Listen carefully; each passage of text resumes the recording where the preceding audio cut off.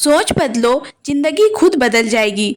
एक भिखारी की कहानी के माध्यम से यह सिखाती है कि हमारी सोच और नजरिया ही हमारी जिंदगी का असली निर्धारक है। किसी नगर में एक बूढ़ा भिखारी रोज मंदिर के बाहर बैठा रहता था। उसके पास एक फटा पुराना कंबल था, शरीर पर गंदे कपड़े थे और बाल बिखरे हुए थे। लोग आते थे और कुछ सिक्के डालते और आगे बढ़ जाते थे। हर दिन वह यही सोचता, मेरी किस्मत ही खराब है। भगवान ने मुझे ऐसा क्यों बनाया?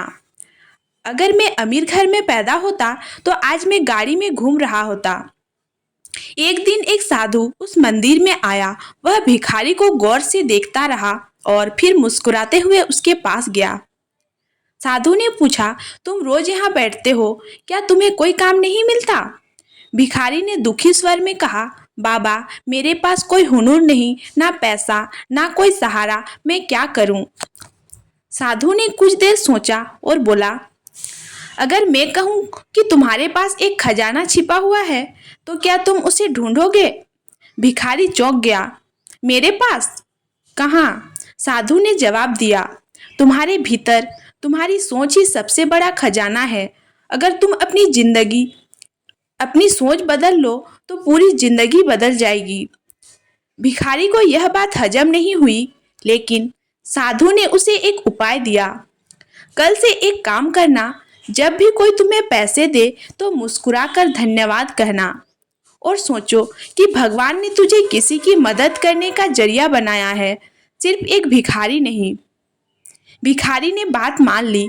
अगले दिन से उसने मुस्कुराना शुरू किया, धन्यवाद देने लगा और अपने गंदे कपड़े भी साफ करने की कोशिश की। कुछ ही दिनों में लोग उसकी बदली हुई सोच से प्रभावित होने लगे थे। एक दिन एक व्यापारी वहां से गुजरा।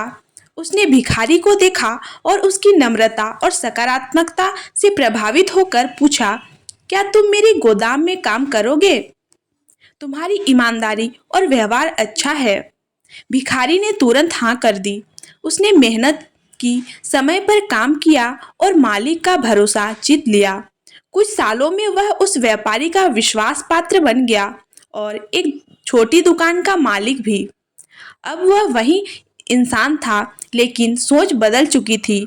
वह दूसरों की मदद करता, भिखारियों को काम पर लगाता और जब भी कोई पूछता कि यह सब कैसे हुआ तो मुस्कुराकर कहता, सोच बदलो, जिंदगी खुद बदल जाएगी।